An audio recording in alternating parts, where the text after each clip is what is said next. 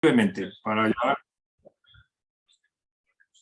Bueno, sí, pone aquí algo de que está grabándose la reunión. Bien, bien ¿cómo nació? Bueno, pues todos saben que hubo, o muchos saben que hubo un congreso de la cátedra, ¿no? De Intercultural Internacional de Pensamiento Crítico.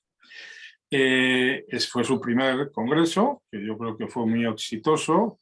Hubo mucha gente que asistió y, bueno, pues hubo multitud de ponencias interesantísimas, ¿no? La mía yo no sé si fue más interesante o no que otras, no lo creo, ¿no? Pero sí que es verdad que, bueno, suscitó algunas cuestiones que parece que habría que tratar más en profundidad.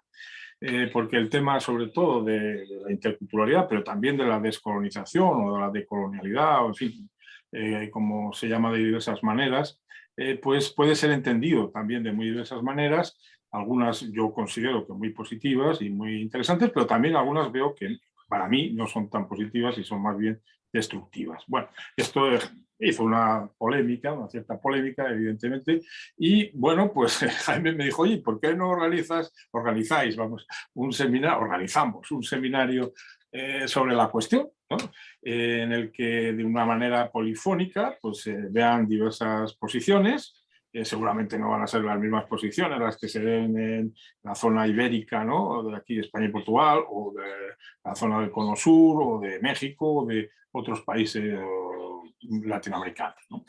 Y efectivamente poner en común todas esas cosas, esas diferencias también, y esos debates, esos, creo que puede servir muy bien a los objetivos que nos proponemos, que son lograr una interculturalidad, ¿no? Lograr una integración de todos los pueblos iberoamericanos que se sientan a gusto con esas identidades y una interacción pues lo más amistosa posible dentro de las posibles, evidentemente, diferencias.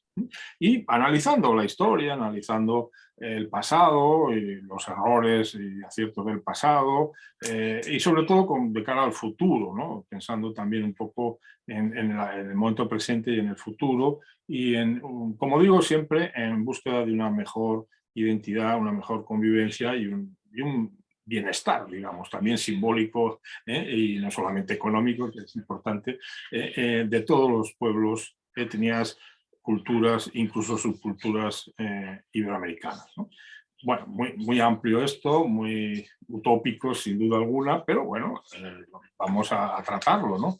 Y sobre todo de mirar, ¿no? Porque a mí me han llegado, pues del discurso que yo di, pues muchas referencias positivas, la mayoría, he de decir, que muy positivas, otras en las que había ciertas discrepancias, algunos me decían que se había hecho alguna pequeña descalificación, a mí me gustaría saber eso, en qué punto pues pueden haber, yo no tengo intención de hacer ninguna descalificación, pero a lo mejor sin querer pues se hace, o también he recibido alguna descalificación y tal como es normal, ¿no? En estas cosas, ¿no? Eso no tiene importancia.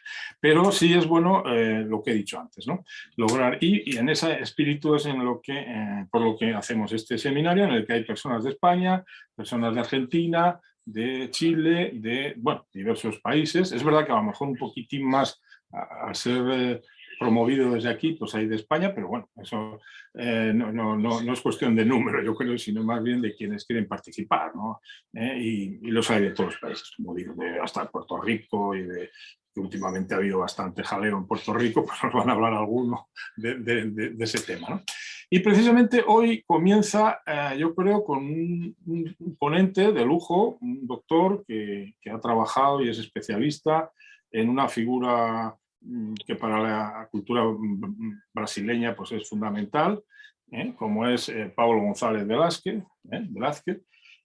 Pablo González, como digo, hizo su tesis doctoral sobre el iberismo de Gilberto Freire, de este antropólogo de Recife, que yo creo que en la historia de Brasil tiene que ocupar un puesto de honor porque fue de los primeros que empezó a estudiar la cultura sobre todo del nordeste, ¿no? de Brasil, de Pernambuco y de las zonas pero dando indicaciones, yo creo, interesantes sobre esa mezcla cultural que en Brasil existe y que, dependiendo de si es el norte o el centro o el sur, pues es predominante, ¿no? De culturas pues, indígenas. Ahí también tenemos la zona amazónica, ¿no? Y todas las zonas interiores, de culturas afroamericanas, afro-brasileñas, en Recife, pero también en todo el nordeste y sobre todo también en Bahía, ¿no? Y en el centro de Brasil, y también europeas de muy diverso signo, no solo portuguesas. Son muy importantes también las aportaciones italianas, en San Paulo, por ejemplo, las alemanas en el sur, en Santa Catarina, en Río Grande do Sul y en otras zonas, e incluso también asiáticas, ¿no? En San Paulo hay 1 millón de japoneses, ¿no? 1 millón de japoneses, ¿no? Que viven allí desde hace muchos años y son brasileños, ¿no? Es el sitio del mundo donde hay más japoneses después de Japón, claro, evidentemente. Bueno, el asunto es que esa riqueza tan grande de pueblos merece tener una convivencia, ¿no?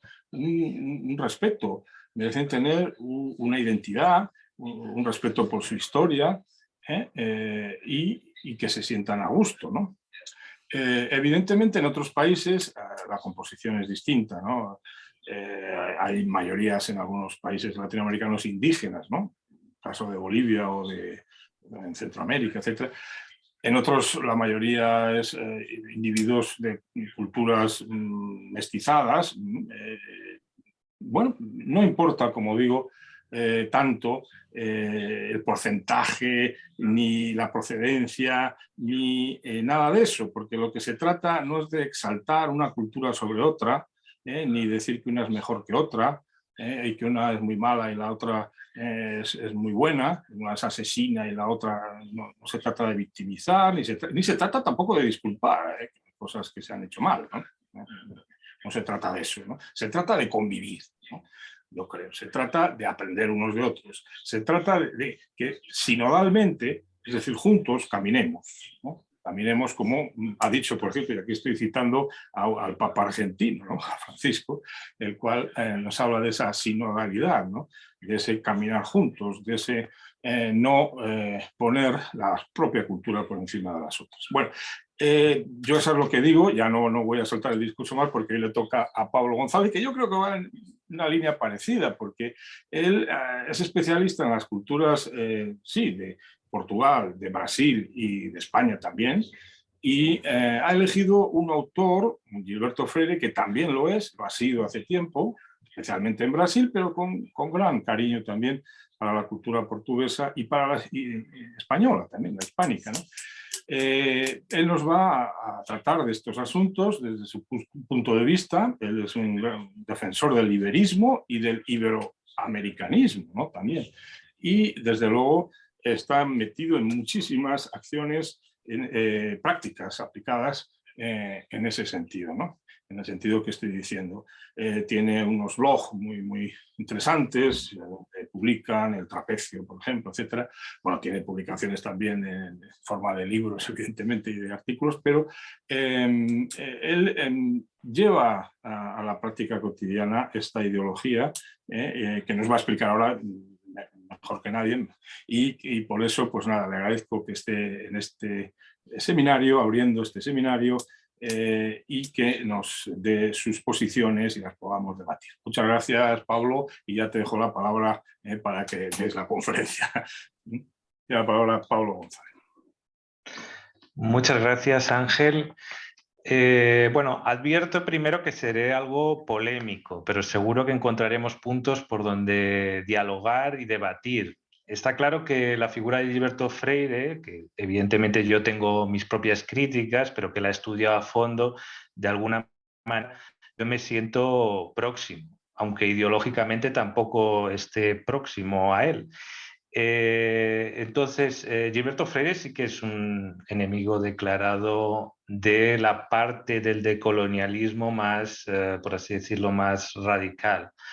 Entonces, pues bueno, ya de entrada os comento esto, estaré en torno de unos 35 minutos, 40, Lo tengo aquí, voy a leer, os pido disculpas si es un poco aburrido, pero bueno, voy a empezar. Los argumentos ad hominem nunca son definitivos o suficientes. Por eso no tiene sentido que entremos en bucles argumentativos ad hominem, aunque este tipo de argumentos hay que valorarlos y todos lo utilizamos, y hasta yo voy a utilizarlos en esta ponencia.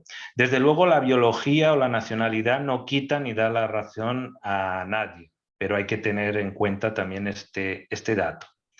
En muchos casos, el identitarismo, sé que esta terminología es un poco polémica, ¿vale? Yo la reservo únicamente a sectores así más radicales dentro del decolonialismo, como exacerbación de luchas legítimas que la posmodernidad criticaba la modernidad, nos puede llevar a un absolutismo metodológico, étnico-cultural o incluso inconscientemente a un pseudo nuevo racismo científico. Lo que supone un paso atrás desde los postulados tradicionales del relativismo cultural.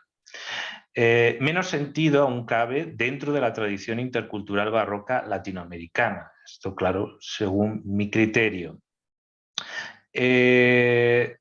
Tradicionalmente sabemos que por los discursos nacionalistas, y puede ser el nacionalismo de un lado y del otro del Atlántico, pues siempre se han hecho leyendas negras, ¿no? Leyendas negras contra imperialistas y leyendas negras contra indígenas, pues que hacían todo tipo de barbaridades, etc. Cada nacionalismo construye sus enemigos, ¿no?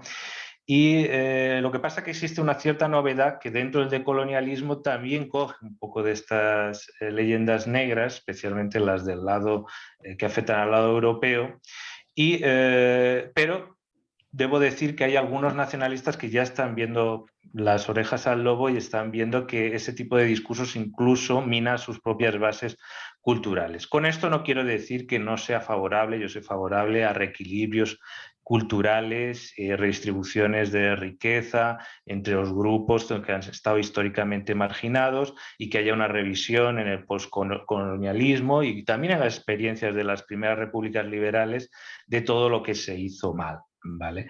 Y es posible encontrar, sí, un decolonialismo bueno y otro malo. Y perdonen este maniqueísmo, pero bueno, esta es la posición que tiene el profesor José Antonio González Alcantuz, y es la que yo me adscribo, y él afirma que eso, que hay una ofensiva del llamado pensamiento decolonial procedente de los Faculty Club de prestigiosas universidades estadounidenses.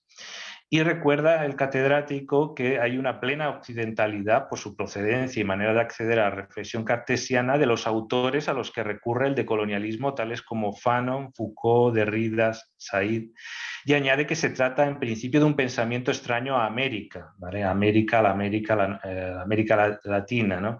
Que es elevado a una suerte de ideología salvífica de las dependencias seculares del continente.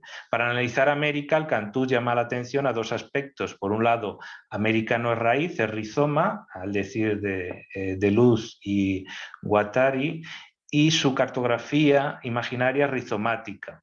Y por otro lado, la Baroque Reason, ¿no? La razón barroca de Bassi Buchmann, que apunta a la imposibilidad de un discurso unificador. Por tanto, hay que entrar en los detalles y tener muy presentes las ambigüedades para tener un acercamiento a las nuevas formulaciones complejas de la alteridad.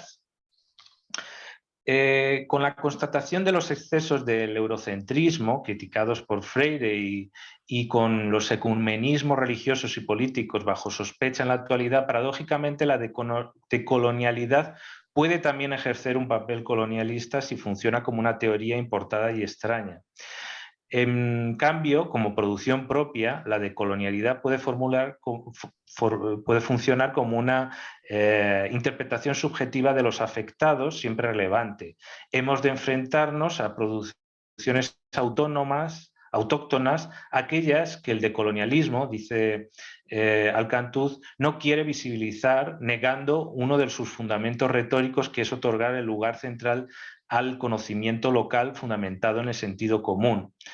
por eso aboga por tener una teoría descolonial propia, liberada de dictados discursivos ajenos a la intimidad cultural, estimulando así un polo de conocimiento. ¿Y cuál sería nuestro polo de conocimiento? La comunidad iberoamericana de pensamiento. Es decir, que no seamos dependientes con la matriz anglo-francesa. Y considera que una nueva teoría decolonial exige recuperar autores como Gilberto Freire o Américo Castro, a pesar de que tengan ciertos idealismos poetizantes o callejones sin salida, pero son paradigmas o ejemplos para construir esa interculturalidad, ¿no? Que yo creo que eso sí que puede haber un cierto consenso entre nosotros. La antropología hispanotropical de Gilberto Freire se sirvió de las más variadas técnicas para comprender una realidad paradójica. Se trata de una antropología de la complejidad, dispuesta primero a desenredar sin tabús los trazos étnicos, sociológicos y ecológicos de la cultura mestiza en los trópicos y después contar el enredo con una prosa casi cinematográfica que se sitúa históricamente en el naturalismo literario, el imagismo y el realismo mágico. Para Gilberto Freire su método era el mismo, es decir, una visión fruto de sus vastas lecturas y sus experiencias de vida. Reivindicó la civilización hispánica desde Al-Ándalus hasta la contemporaneidad, pasando por el Renacimiento y el Barroco, por su contribución a las ciencias del hombre, el humanismo científico, lo que le conecta en la actualidad con los nuevos estudios del medievalismo ibérico, una época en la que todavía arrastramos muchos prejuicios por las ideologías de la modernidad burguesa y por la ausencia de políticas enérgicas contra el racismo que en muchas ocasiones, al no haber un debate polémico, un debate político pacificado, el vacío es ocupado por interpretaciones maniqueístas del pasado para justificar proyectos políticos de transformación del presente. El problema está en el exceso de presente sobre el pasado por una nula autocontención en el proceso de producción científica, aunque conviene subrayar que todo tiene su límite objetivo porque siempre realizamos interpretaciones subjetivas desde el presente sobre el pasado. Gilberto Freire siempre remarcó la necesidad del pluralismo metodológico, la interdisciplinariedad, la no incompatibilidad entre conocimientos científicos y saberes literarios o vitales. Consideró la importancia de una sociología barroca, y dentro de esta, por la importancia de la biografía, la historia, la sociología y la antropología, siempre con un criterio de reconciliación de la historia con la antropología, como ahora muchos intelectuales defienden, incluso este propio evento está convocado también por un grupo de investigación de antropología histórica. Su mirada benevolente sobre el colonizador como una suerte de relativismo cultural invertido, o mejor dicho, bidireccional, sin negar las violencias, considero que representa un giro antropológico notable. La actitud freiriana establece un reequilibrio de posiciones en el contexto cultural, en un contexto cultural donde el portugués, a pesar de haber vencido, ¿no?, en ese proceso histórico, estaba mal visto por sus descendientes biológicos y culturales. Lo luso y lo ibérico, en muchos casos lo español, lo hispano, estaba alterizado, ¿no?, por los propios descendientes. Si la antropología había nacido para que el europeo entendiese a los no europeos, también es y puede ser necesaria para conocer a los ascendientes ibéricos, ¿no?, aquellos ibéricos que protagonizaron la colonización americana. Freire, evidentemente, pues eso, alertaba de esos surtos, ¿no?, que se dice en portugués, aquellos brotes de antilusismo y antiiberismo. Iberismo entendido como las herencias culturales en América, ¿no?, que vienen de la península ibérica, ancestrales. Y bueno, hay que decir que cada imperio, cada religión y cada ideología tiene su leyenda negra y que tiene incluso su genocidio en el armario, y que, bueno, que todas las experiencias humanas deben ser estudiadas sin prejuicio. Por ejemplo, no tiene sentido que alguien se queje de que no se estudia ecuánimamente la experiencia de la Unión Soviética y al mismo tiempo negarse a estudiar ecuánimamente la experiencia de los imperios ibéricos, por ejemplo. Entonces tenemos que ser coherentes, hacer un esfuerzo todos, ¿no? Gilberto Freire reconocía en la segunda mitad de los años 50 un área cultural ecológica hispanotropical en sentido de iberotropical dentro de su mirada a la ecología humana en un estudio del hombre situado en el trópico. Freire ejerce de micro y macroantropólogo de esos flujos sociales y culturales en esa circularidad imperial. Dentro de este estudio, él investiga sobre los intercambios culturales y en condiciones simultáneas de cordialidad, negociación y violencia, es decir, que hay todas esas realidades complejas. Y sabiendo que realmente la experiencia que hubo al inicio de la colonización en América pues fue especial porque en realidad originariamente era un continente aislado hasta 1492, lo que biológicamente eso es algo relevante, y había una distancia geocultural importante, ¿no? E incluso también con el otro elemento africano que en mi ponencia va a estar presente porque en Brasil está muy presente, como en algunos países de Hispanoamérica. Bueno, él se adscribía a un cierto interrelacionalismo sociológico que lo veía en la sociedad y eso lo volcaba en su propia teoría. ¿Qué más? Bueno, él como método sí que además de estudiar y de entender que la experiencia es fundamental y de leer mucho, él también creía en la intuición y en la comprensión, es decir, como método de análisis. Así también se evadía de los sesgos del positivismo y tuvo como referentes a Luis Vives, a Dilthey, porque tenía el misticismo de los españoles. Estoy hablando de Santa Teresa, ¿no? Etcétera. Una especie de método de análisis del hombre, ¿no? Basado en la intimidad, en el hombre interior, de San Agustín, de Ángel Ganivet, etcétera, lo que le conecta un poco a esa idea del derecho de los autóctonos a la interpretación, es decir, que no está tan lejos de los decoloniales aparentemente. Bien, existe un evidente paralelismo metodológico entre Gilberto Freire y Américo Castro. Ambos transformaron los defectos en virtudes de los grupos culturales histórica e historiográficamente marginados. Por un lado, Américo Castro, judíos y moriscos; por el lado de Gilberto Freire, negros y amerindios. Y sin embargo, estos grupos, como ellos lo consideraron, tuvieron un notable, incluso decisivo impacto cultural y positivo en la identidad ibérica y brasileña. Freire hablará del ibérico como un colonizador simbiótico. La realidad de las colonizaciones ibéricas en América, no estoy hablando de otro tipo de colonizaciones y en otros continentes, muestra cómo el dominado asimilado tuvo influencia cultural sobre el dominador. ¿Y cómo es posible esto? Que el dominador sea en parte asimilado por el dominado. Evidentemente porque había en el dominado conocimientos y destrezas útiles, incluso mejores de los que traía o heredaba el colonizador. Y por otro lado depende también de la actitud del colonizador, si es autosuficiente o si es pragmático, intercultural y ecológicamente adaptativo. Xavier Rubert de Ventós lo explica de este modo. Le cito: la superior eficacia española no es sino el producto de la multiplicidad étnica y cultural del crisol europeo, clásico y cristiano, árabe y judío, gótico y celta, habituado y obligado por su propia historia, tanto en la confrontación como en la adaptación y comprensión de lo diverso. Y esto es lo que permite a Cortés entender el lenguaje, aprender las costumbres y manipular los signos del enemigo, explotando sus disensiones internas y sus creencias ancestrales. Usar su fe de la serpiente emplumada, nada menos, dice irónicamente, para desplumarles. Y es también lo que, con una sorprendente lucidez, le permite intuir esta raíz antropológica de su propio genio al valorar el de sus adversarios, citando a Hernán Cortés.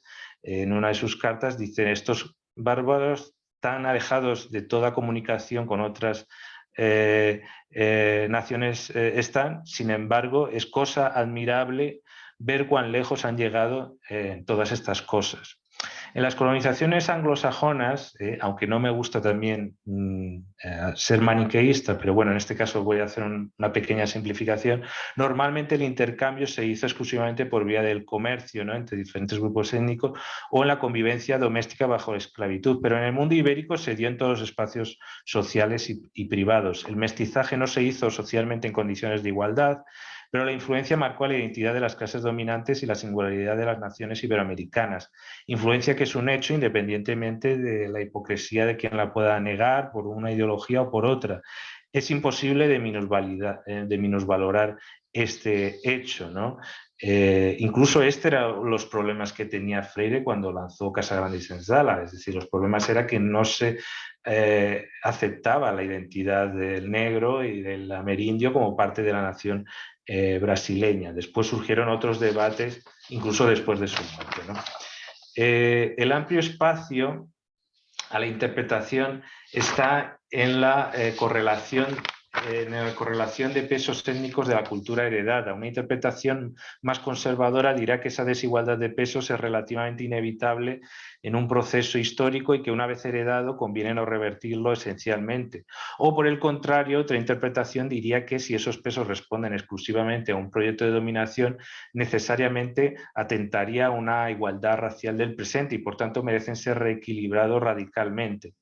La complejidad del asunto es extraordinaria por los diversos tipos de cultura social que coexisten, así como los procesos de invisibilización o falta de reconocimiento de origen cultural que no ayudan a calibrar bien esos pesos culturales.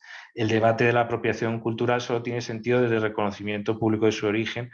En caso contrario, estaríamos delante de un nuevo etnocentrismo mixófobo. Precisamente Freire rompe el consenso científico de su época al reconocer esa influencia de subalternos y declararla positiva. También reconoce como positiva la herencia cultural ibérica en un contexto en que, como he dicho antes, los descendientes de los ibéricos en América se habían desentendido de esa, no tanto de esa cultura, sino como de esa virtud, de esa, vamos a decir, de esa visión positiva, ¿no? Y se habían sumado al descrédito que también, pues probablemente también inmigrantes italo-germanos o de otros sectores europeos cuando llegaron allí posteriormente en el siglo XX y tal, tenían menos vinculaciones y también muchos de estos, que muchos formaron las clases medias y muchos forman las clases medias en la actualidad, pues cargaron también contra lo ibérico y contra lo afrodescendiente, ¿no? Y probablemente contra lo amerindio también, ¿no? La evidencia de esta, considero que existe sí algunas singularidades de las sociedades iberoamericanas, como esa comunicación sociológica interracial, y que es verdad que no quiere decir que haya una ausencia de etnocentrismo, hay etnocentrismo en aquel proceso, hubo desculturización, hubo también un carácter pimentocrático, muy clasista, patriarcal, pero existe, comparado con otros tipos de colonialismo, pues existe también unas características propias, ¿no? Freire hablaba de cristocentrismo, ¿no? De ser cristocéntrico antes que nacionalista, entre otros motivos, porque cuando se produce la colonización todavía no existen esos nacionalismos, aparecen posteriormente con la modernidad burguesa. Y relativamente el prejuicio racial puede ser menor o puede ser diferente que el prejuicio etnocentrista anglosajón o nacionalista. ¿Vale? Esta idea de la civilización brasileña o hispánica no excluye el racismo en sus formas modernas o posmodernas. El racismo podría ser sería formulado siglos después de la primera colonización y en parte fue importado y producido en el siglo XIX y XX también por estas sociedades, también pues, por España, etc. Por eso, para la elaboración de políticas públicas antirracistas, pues Freire puede ser necesario, pero no es suficiente porque han ocurrido muchas cosas posteriormente y también su teoría pues, tiene muchas limitaciones. El gran valor que tiene es la de superar la idea de aculturación, ¿no? En una idea intercultural, y él proponía el término interpenetración de culturas, que es equivalente al de transculturación o el de criolización, que plantearían otros autores como Fernando Ortiz, etc. Bueno, tenemos esto. Dentro de Freire también podemos encontrar cosas de responsabilización de la blanquitud por la corrupción de la vida de la familia en la Casa Grande, también temas que tienen que ver con el sadismo de la institución de la esclavitud, la cultura del mandonismo, el caciquismo, y también lógicas de resistencia y masoquismo, o cosas que han teorizado los americanos como aquello del síndrome del tío Tom, ¿no? Bueno, voy a avanzar un poco. Vamos a ver. También hay que recordar otra cuestión importante, ¿no? Él lo que plantea es que no hay una cultura activa y otra pasiva, sino que las dos son activas con diferencias, evidente con jerarquías, pero esto existe. Y también hay que decir que aunque él usa inicialmente aquel modelo de la Casa Grande y la senzala, ¿no?, de los esclavos, él también posteriormente ya va formulando un concepto de mestizaje también como un fenómeno popular que está en todas las partes de la sociedad brasileña, ¿no?, y que se puede hacer extensible también a la sociedad hispanoamericana, ¿vale? Entonces, pues eso, el colonizador de alguna manera lleva un cierto interculturalismo pragmático, porque aquel interculturalismo ético de algunos frailes, de algunas cosas, pues bueno, ya sabemos cómo la aplicación pues, fue muy desigual y no tiene sentido ahora mismo hacer pues eso, algo edulcorado, pero hay que tener en cuenta también las limitaciones de unos y otros individuos. Bien.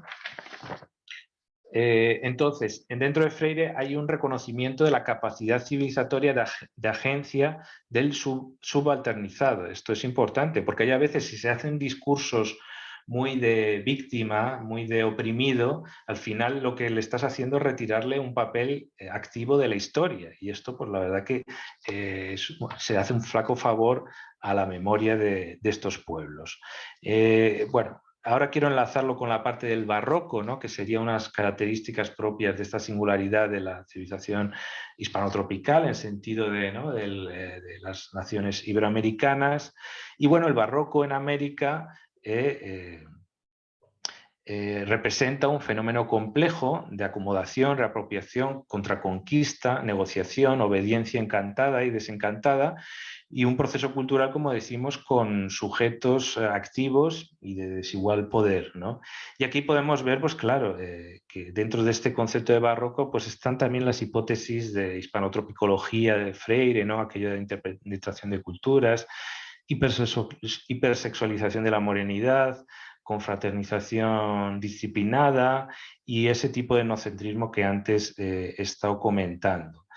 Voy a avanzar un poco más, ¿vale? Quiero decir, para estar en contexto, el tema de las conquistas, la historia de la humanidad es la historia de conquistas de espacios y pueblos, incluso después de la formación de la Sociedad de Naciones y la creación de un Estado de Derecho internacional.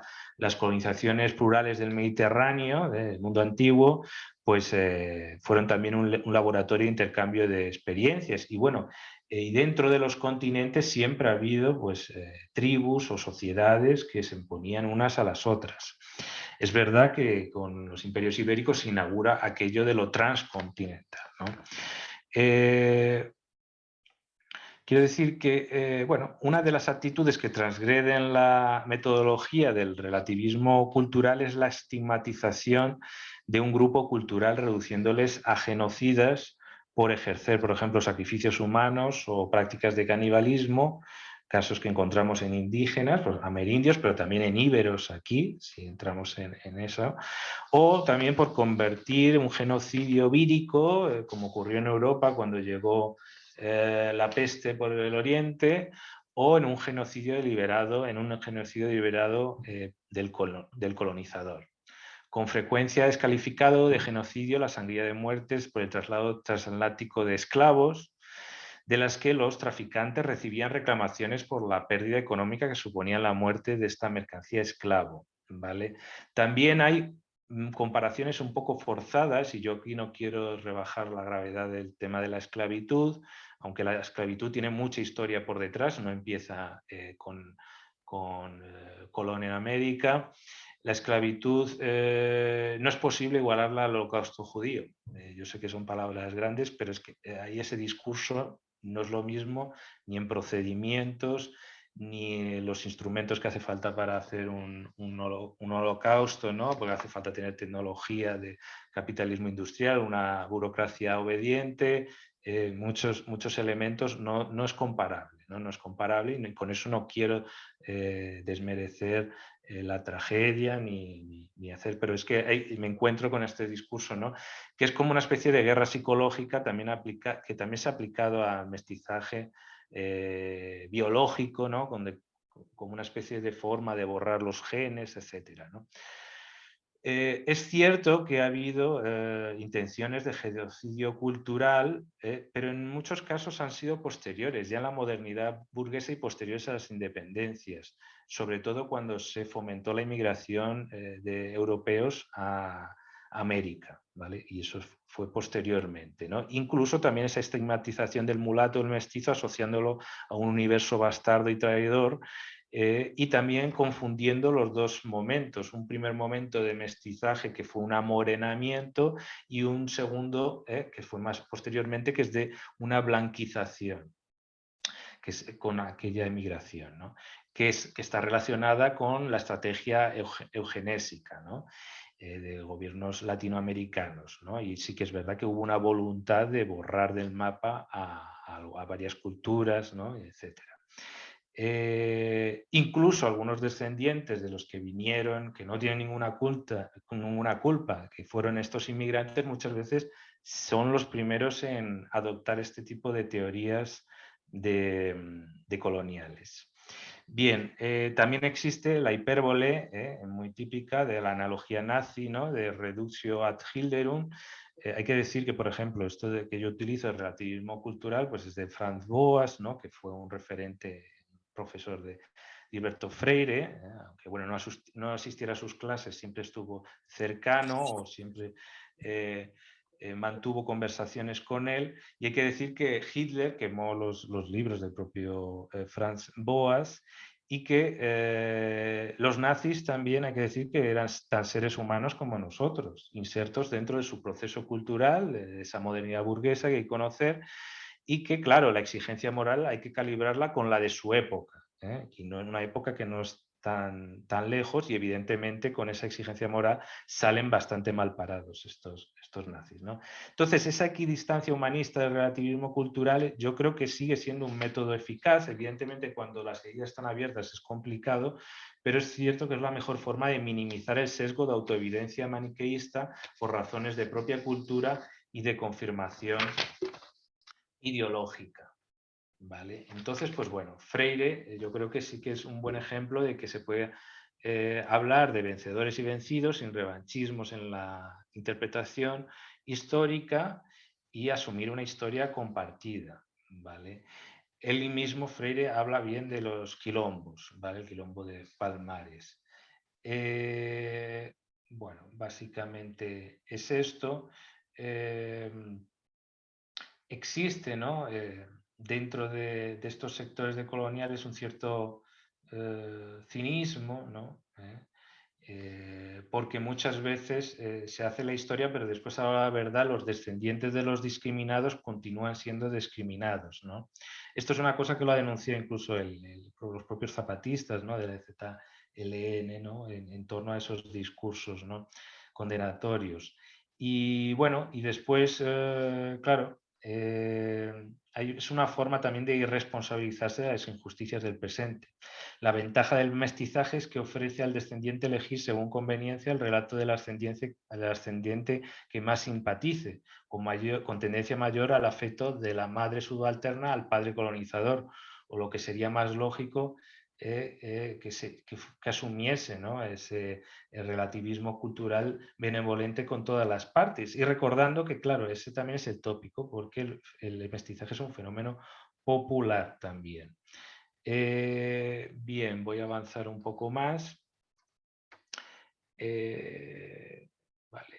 El equilibrio de culturas es un tema complicado, porque incluso por la vía de la igualdad de oportunidades ya induce a una culturación europea occidental por la vía del capitalismo, ¿no? Y bueno, el multiculturalismo segregado no es tampoco una solución, y menos de nuestra tradición, ¿no? Más allá de la cultura de la cancelación, no ya de la persona, sino del debate público, todo militante político inteligente sabe que es necesaria la lectura de sus enemigos para saber criticarlos. Por eso considero que sería inteligente, por parte incluso del movimiento negro brasileño, afrolatino, hacer antropofagia intelectual de Freire, porque algunos instrumentos teóricos freirianos pueden ser apropiados a su favor bajo criterios afrocentrados de hegemonía social negra o parda. Es decir, que el mestizaje, ¿no?, puede ser maravilloso, pero siempre y cuando esa mayoría negra y parda pues ocupe los principales puestos del poder político, económico, social y cultural. Es decir, estoy dando unas pistas de cómo dar la vuelta a este discurso y reapropiarlo por estos sectores, ¿no?, más que justo. Bueno, sobre el barroco diré que todo esto del hispanotropicalismo y el lusotropicalismo tiene mucho que ver con el barroco, y también incluso la ausencia de barroco en la África lusa o hispana también sea elocuente, ¿no? Por eso Freire dice que en artes y en expresiones brasileñas de cultura los brasileños son por naturaleza barrocos. Incluso, pues eso, mucha gente se ha preguntado si el barroco podía haber sido una alternativa a la modernidad capitalista protestante, ¿no? Existen paralelismos entre la hispanotropicología y el barroquismo, ¿no?, en aquella idea de la cultura plástica, mixófila, permeable, aquello del arte barroco, el arte mudéjar en las Américas, aquello diseñado por unos franciscanos jesuitas, pero trabajados por nativos, esclavos, aquel barroco novohispano y andino, ¿no?, con fusión de sustrato indígena, y la escuela cuzqueña de pintura puede ser un ejemplo.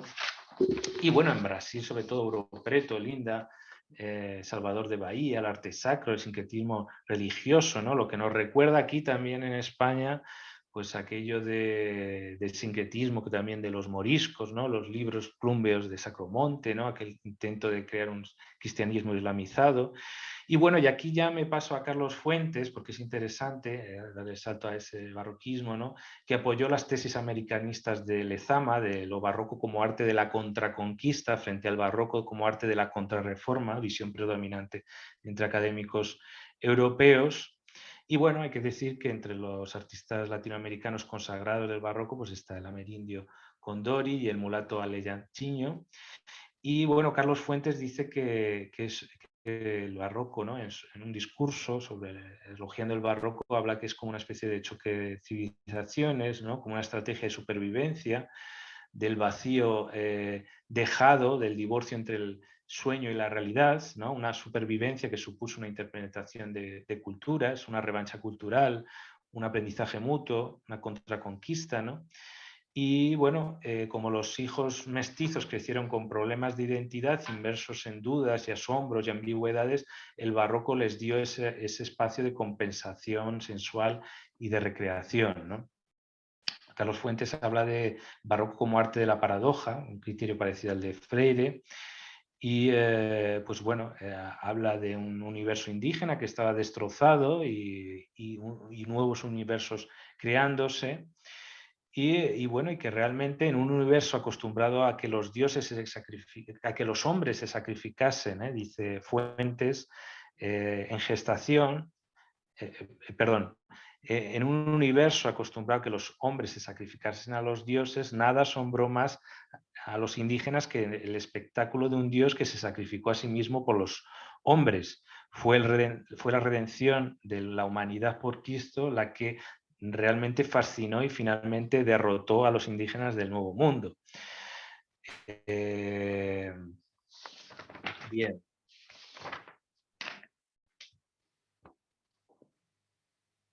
Y el resultado fue ese sincretismo fragrante, la mezcla de fe indígena, cristiana y todo aquel inicio del barroco indoamericano.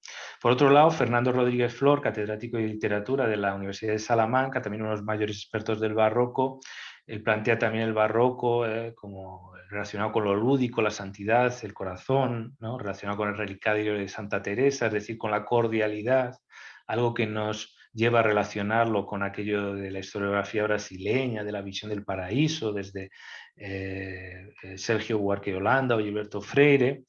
Él discrepa, Rodríguez Flor discrepa esta interpretación de Lezama sobre el barroco como modo iberoamericano de modernidad. Él plantea que no, que el barroco es contrario a la modernidad, contrario a la racionalidad ilustrada.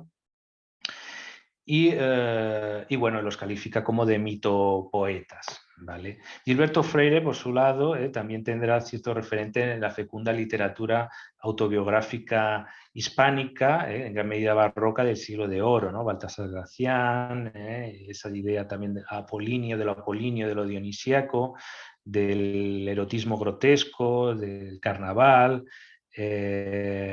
de cierto equilibrio, ¿no? Entre lo apolíneo y lo puritano, del ideal de belleza y de la crítica al hiperracionalismo europeo. Y bueno, él plantea, ¿no? También dentro de esto, pues esa idea de la hipersexualización de la modernidad, incluso pues ahí caben ciertas críticas porque parece que puede inducir a la animalización afectiva, ¿no? de los negros o las negras. Y bueno, en este caso sí que, por ejemplo, plantearía también un debate que es interesante, ¿no? Por ejemplo, en una de las, yo he hecho la tesis sobre Gilberto Freire y España, y una de las citas que he recogido, un historiador y un investigador del CSIC, Manuel Lucena Giraldo, hablaba que Gilberto Freire creó un mito cósmico, carnal, mestizo y global, posmoderno por barroco, absolutamente contemporáneo, el de las mulatas brasileñas, ¿no? Hoy en día estos términos ya directamente son directamente objetivo de cancelación, ¿no? Entonces, claro, esto nos enfrentamos, por ejemplo, al término mulato-mulata, y claro, parece como que ya no existen mulatos mulatas, o se es negro o se es blanco, hay una dualización, fruto en gran medida por esas teorías de la gota de sangre que viene de Estados Unidos, ¿no? Esa dualidad, y que bueno, que está justificado, por ejemplo, establecer nuevos términos y pueden ser ofensivos. En este caso se plantea que si mulato, mulata tiene que ver con mula. Los animalistas a lo mejor dirán que hoy en día, si ya fue ofensivo antes, hoy en día relacionarse con un animal no es un insulto. Y por otro lado, también hay otras teorías que plantean que se relacionan, ¿no? Como la colonización española y portuguesa lo fue, que está relacionada con el mundo de Al-Ándalus, pues plantean que lo moreno está relacionado con lo moruno y lo mulato con lo muladí. Entonces, la etimología también puede venir por allí, ¿no? Porque, bueno, lo muladí puede ser cristiano convertido a Islam, pero también hijo de matrimonio mixto de árabe con mujeres de otros pueblos. Pues esa es la complejidad de estos temas, sin desdeñar que evidentemente hay de fondo pues ese machismo, que incluso el propio Freire, sus hipótesis son sobre el patriarcalismo, ¿no? en Brasil, ¿no? Bueno, también es interesante en este punto, ya voy a intentar ir acabando, todavía me queda un poquín, también las tesis de Bolívar Echeverría y de Luis Arizmendi gira en torno de la modernidad barroca, ¿no? Y analizan las formas híbridas de dominación capitalista con concesiones precapitalistas donde pueden observarse en América Latina. Por ejemplo, identifican en Malinche una estrategia de supervivencia que tiende a tender puentes para evitar un conflicto que parece inevitable, intentando una salida de diálogo intercivilizatorio. Malinche inventa una verdad para las siguientes generaciones sobre una mentira. Ellos dicen que el guadalupanismo es un ejemplo paradigmático de ese ethos barroco, una apropiación cultural antropofágica nativa y una transformación del catolicismo español y su evangelización. Bolívar Echevarría y Luis Arizmendi señalan el barroquismo latinoamericano como más complejo que el mediterráneo porque asumen estrategias mixtas y paradójicas de resistencia e integración para hacer vivible lo invivible, resistencia y conformismo, ¿no? Dicen que como el salario no es suficiente para sobrevivir, se buscan formas comunitarias de autoconsumo y cultura popular para reproducir la vida de la población pobre, algo que retroalimenta y sirve funcionalmente al capitalismo. Es decir, no supone una insubordinación. Sin embargo, implica una resiliencia política ecológica eficaz. Según estos autores mexicanos, hay resistencia en la integración e integración en la resistencia. Conquista y contraconquista. El barroquismo sería un tipo de ethos barroco capitalista, pero también un posbarroquismo que puede tener una potencialidad revolucionaria, tesis de Boaventura de Sousa Santos. Importante animador de la renovación de las epistemologías del sur, que apoya afirmando que el ethos barrocos constituye un campo privilegiado en el desarrollo de una imaginación centrífuga, subversiva y blasfema. El barroco y el tipo de mestizaje dado en América ibérica son concomitantes. El mestizaje, según Arizmendi, en una perspectiva muy parecida a Gilberto Freire, tuvo que ser aceptado para convivir tanto por el dominante como el dominado, un mestizaje de supervivencia de los de arriba y de los de abajo. Al mismo tiempo, cabe decir que el barroquismo está en la periferia como estrategia de supervivencia de elementos precapitalistas. Esta visión de Bolívar Echevarría dialoga con las teorías decoloniales, pero no forma parte de las mismas porque se marcan en una economía, sociología, antropología de la complejidad. El profesor brasileño Rubén Barbosa agrega que en el mundo dominado por Madrid y Lisboa, la religiosidad barroca intentará estrategias variadas para religar la vida a lo trascendente, lo que lo conecta con el misticismo ibérico que tanto inspiró a Freire.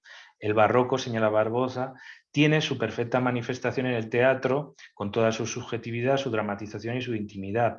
Rubén Barbosa Filho explica su hipótesis estableciendo una relación causal entre el mestizaje y la singularidad de la tradición barroca en Iberoamérica.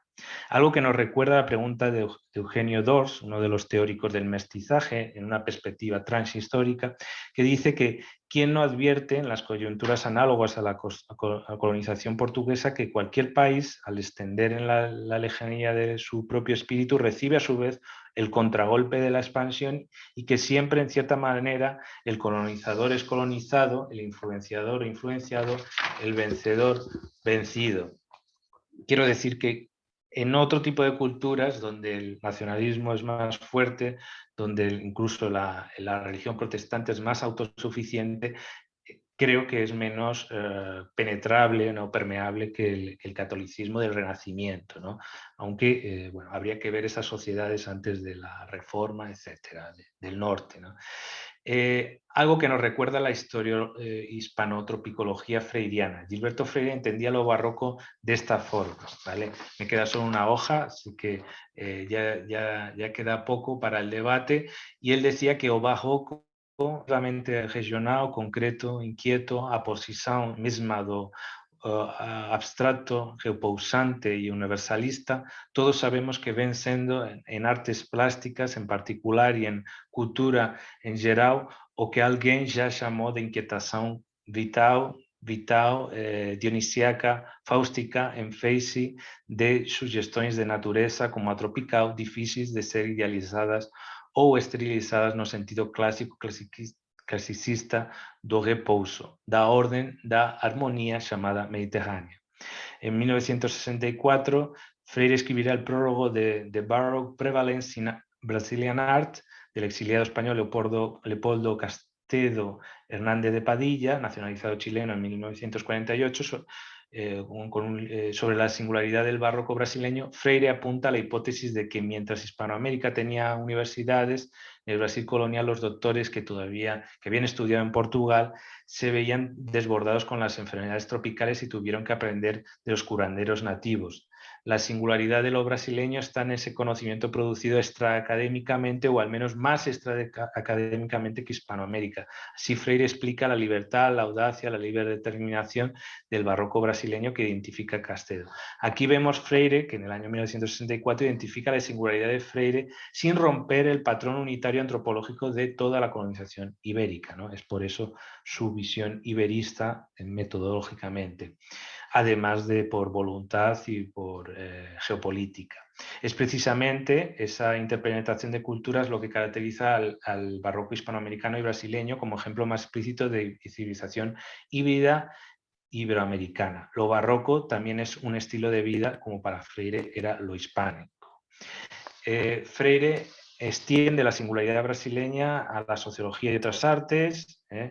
Citará a Eugenio d'Ors al considerar el barroco como secretamente animado como la nostalgia del paraíso perdido, paraíso como muy vinculado a esas visiones, ¿no?, de la América.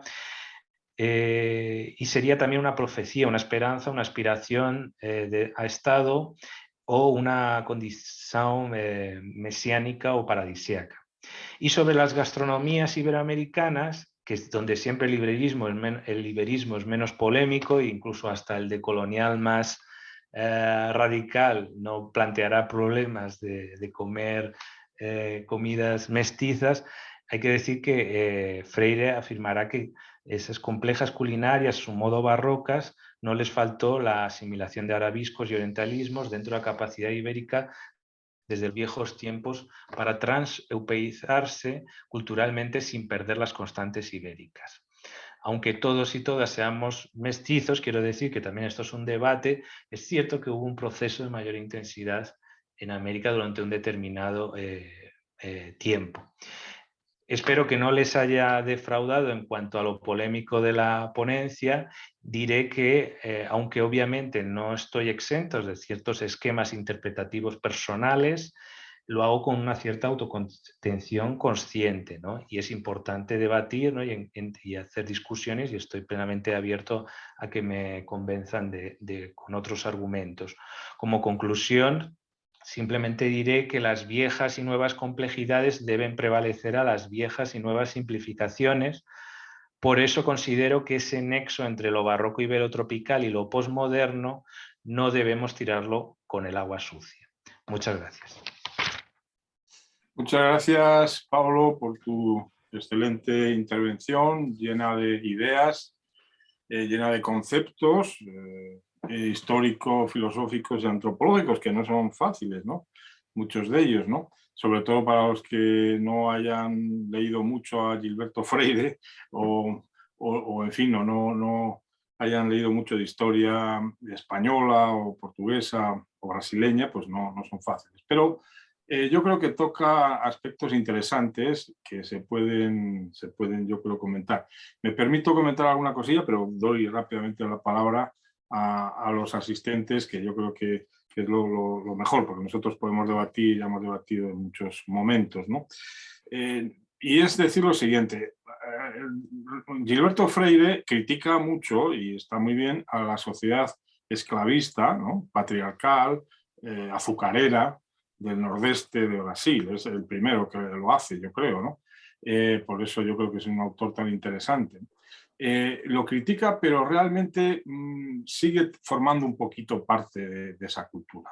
Es decir, eso hay que reconocerlo. Él vivió de pequeño en un ambiente determinado, pertenece a una familia importante, en fin, él es de cultura, desde luego, totalmente blanca, diríamos, y aunque es verdad que critica el esclavismo, bueno, evidentemente, ¿quién no critica el esclavismo? ¿no? Hay maldades que son incontrastables, ¿no? La esclavitud es una de ellas, una de las peores, ¿no?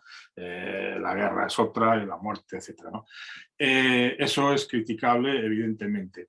Y él lo hace, ¿no? Yo creo que en eso es interesante, y en otras muchas cosas también, evidentemente. Él no se ha olvidado que las culturas que llegaron eran mestizas, tú has dicho barrocas, sí, pero yo diría incluso mudéjares, ¿no? Hasta diría eso, ¿no? Más que en principio barrocas, diría mudéjar, mudéjar que es mezcla de cristiano y de morisco, árabe, etcétera, ¿no? Las que llegan a América, ¿no? En el siglo XV, en el siglo XVI, ¿no? Barrocas también. Y de hecho eso hace que a lo mejor sean más fácilmente aceptadas, ¿no? Hay un barroquismo indígena incontrastable, ¿no? Yo he visto en San Cristóbal de las Casas, por ejemplo, iglesias barrocas indígenas que son maravillosas, que son hechas por artistas indígenas que entraron muy bien por ese estilo, ese arte, esas cosas que tú has dicho. Eso es verdad. Y eso también hay que un poco reconocerse a Freire. Pero a lo mejor yo creo que la crítica puede ir porque no sale de esa cultura anterior del todo. Hoy estamos en una posición, Freire escribió en los años 40, ¿no? Evidentemente 30, 40, 50, evidentemente han pasado mucho tiempo desde entonces y evidentemente ahora se quiere hacer una crítica más profunda a determinados aspectos culturales que llegaron a América. Yo creo que eso está bien. Sí, sin tirar el grano con la paja, es decir, yo también digo esto, a mí los decoloniales no me gustan porque tiran el grano con la paja y sobre todo porque defienden un modelo que no creo que sea mejor, es decir, el modelo anglosajón, en realidad. El modelo anglosajón no ha sido mejor para los indígenas, ¿no? Ya explicaré después, si tengo otra intervención, de las diferencias entre ese modelo colonial y el otro modelo. Pero no es porque haya colonialismos buenos ni colonialismos malos, no. Todos son negativos. Lo que sí es cierto es que esas posturas de coloniales sobre todo son muy negativas cuando van contra lo latino. Ir contra lo latino en Latinoamérica es un absurdo, ¿no? Para mí. Es decir, ¿por qué? Evidentemente sí hay que defender lo indígena y hay que defender lo latino. Y eso es lo latinoamericano, ¿no? Que yo entiendo, ¿no? Si tú vas contra una parte, vas en contra de una parte tuya, y eso es una ideología anglosajona, ir contra lo latino, claro, ir contra el mestizaje. Siempre todos los textos anglosajones han ido contra el mestizaje. El mestizaje es horroroso para los ingleses. No puede haber mestizaje, no lo hubo en Norteamérica, evidentemente. Es un modelo de crucifixión, es un modelo de no mezcla, de destrucción de lo indígena totalmente, y no mezcla ni ningún mestizaje, porque el mestizaje es degeneración para ellos, para ellos. Para nosotros yo creo que no. El mestizaje es todo lo contrario, es enriquecimiento. Y puede ser bien entendido y bien asimilado como algo muy positivo. Entonces, las posturas de coloniales, si van contra el mestizaje y van contra lo latino, para mí se equivocan. Se están dando un tiro en el pie. Así de claro. Ahora, si quieren corregir culturas antiguas en su cuestión negativa, ese patriarcalismo, esa esclavitud, esas diferenciaciones, esas castas, ahí sí, ahí hay que descolonizar. Y, por supuesto, y lo más pronto posible, hay que poner en marcha esos procesos descolonizadores. Pero si son para ir en contra de lo que es uno mismo, ojo, porque eso se paga, evidentemente. Algo de eso está también en tu discurso. Pero bueno, esa es la idea mía. Vamos a oír otras posiciones seguramente, y otras ideas, y otras, en fin, críticas y cosas que seguramente nuestros amigos y que están aquí asistiendo al seminario, pues pueden aportar. Entonces, doy la palabra a quien, a quien la pida, evidentemente.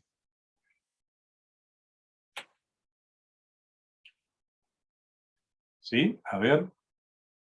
No sé si a lo mejor... sí. Para dar paso yo creo que solamente hay que poner el micro y hablar, ¿no? Bien. Yo no sé mucho de esto. Sí, bueno. Ángel, muchas gracias, doctor Pablo, por su excelente exposición, la verdad. Agradecemos su participación y efectivamente hay una serie de temas, ¿verdad?, sobre los cuales es preciso ahondar en una reflexión que logre dar cuenta de la diversidad, ¿no? Y esa diversidad hoy en día es un valor para nosotros, ¿no? Y entendemos entonces que no podemos pensar sino es desde ese concepto tan relevante, ¿no?, en el que estamos hoy día inmersos. Gracias, Ángel, también. Yo estoy pensando, no he hecho todas las lecturas que ha hecho usted, doctor, no, tengo que pensar un poco de lo que para mí fue más significativo en un determinado momento cuando tuvimos que abordar el tema de la identidad latinoamericana o la identidad de América Latina, que fue un propósito que brotó conjuntamente con el quinto centenario, ¿no? Yo me encontraba en España en aquella época, realizando precisamente un magíster en antropología, y entonces había muchos autores que estaban girando en torno a este concepto. Yo recuerdo haber leído algunos libros que los conseguí en España, en Yepala, por ejemplo, América Latina al Descubierto, de Ruy Gracio y Ana Bodegain, en fin. Y bueno, y sobre todo el pensamiento de Leopoldo Sea, sobre el cual yo me quiero centrar cuando me toque hablar a mí en marzo, seguramente a finales de marzo. En todos ellos y en muchos otros estaba esta idea de la identidad latinoamericana, y la identidad latinoamericana como un espacio del que no se había tratado profundamente, no se había entrado allí, ¿no? Hay algunos autores que hablan en forma muy muy divertida, incluso, ¿verdad?, de la invención de América, o el tropezón de América, en fin, ¿no? Se buscaron términos para poder decir de qué se trataba este tema, de cómo había brotado esta identidad. Y creo que es un tema tremendo, porque no creo que ni siquiera el latinoamericano tenga un concepto claro de su identidad, porque la diversidad es absolutamente extraordinaria, ¿no? Y la posibilidad de poder movernos entre diversidades es siempre una dificultad. Y estas diversidades no son solamente diversidades que tienen que ver con pueblos originarios, tienen que ver con una inmensa cantidad, ¿verdad?, de población humana que ingresó en América y realizó tremendas y notables aportes, digamos, a la cultura. Por lo tanto, dentro de este concepto de identidad, que no sé si ya estará pasado de moda, porque ya creo que de un tiempo a esta parte no se vuelve a hablar de esto. Y por otro lado, este tema de la diversidad, que hoy día es tan importante, nos obliga a tener que plantearnos algunas preguntas, ¿verdad?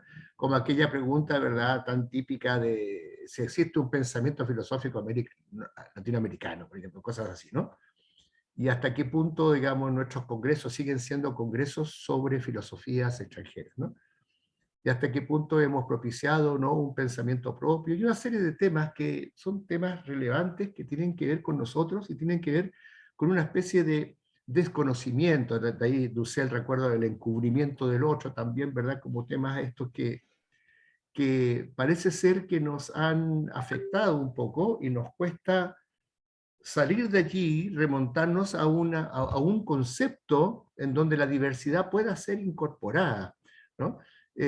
Pueda ser incorporada desde un punto de vista positivo, ¿no?, como apertura y diálogo, ¿no?, con el mundo. Así que si por una parte la historia hizo los caminos que hizo, y los hizo porque eran posibilidades que estaban presentes en aquellas épocas, yo creo que lo más interesante hoy día es intentar realmente repensarnos a nosotros mismos, ¿ya? Y creo que repensarnos en términos de construir unidad, ¿ya? Porque es la forma de la convivencia, como dice Ángel, ¿no? Es la forma por donde nosotros podemos realmente comunicarnos, y que hoy en día, en un mundo como este, en un planeta tan pequeño como este, ¿no?, eso es esencial. Entonces, yo creo que las grandes tareas, los grandes desafíos hoy día tienen que ver con esta capacidad de poder abrirnos en diálogo y en comunicación, ¿no? Y de poder construir identidades en esa apertura, en esa diversidad, no en el cierre, en la oclusión, ¿verdad?, en el nosotros y los otros, ¿no?, sino en esa apertura de diálogo. Leopoldo Sea hablaba de que había algo que era muy importante en América, y que era todavía un cierto resabio de humanismo que quedaba ahí en su pueblo, en su gente. Bueno, la historia después ha demostrado que quizás ese resabio de humanismo no está tan idealizado, pero sí, yo creo que hay una voluntad importante de poder abrirnos hoy día al diálogo, ¿no? Por lo tanto, creo que, y yo desde mi experiencia, por donde he transitado una y otra vez por diversos pueblos, creo que me he ido construyendo en esa diversidad, ¿no?, y en ese diálogo. Entonces pienso que ese es el desafío al que tenemos que apelar hoy día, digamos, y quizás sea más explícito cuando me toque decir a mí esas palabras y poder ordenarlas, ¿no?, para ponerlas aquí en circulación frente a ustedes. Así es que agradezco de todas maneras, doctor Pablo, muchas gracias por su presentación. Tenemos que seguir conversando de esto, ¿no? Esto es un tema y vamos a tener harto tiempo para seguir hablando, así es que hasta ahí lo quiero dejar yo. Muchas gracias, ¿eh? Gracias. Bueno, Pablo, creo que tienes un montón de comentarios en el chat, por si queréis comentar algo de lo que están los asistentes aportando.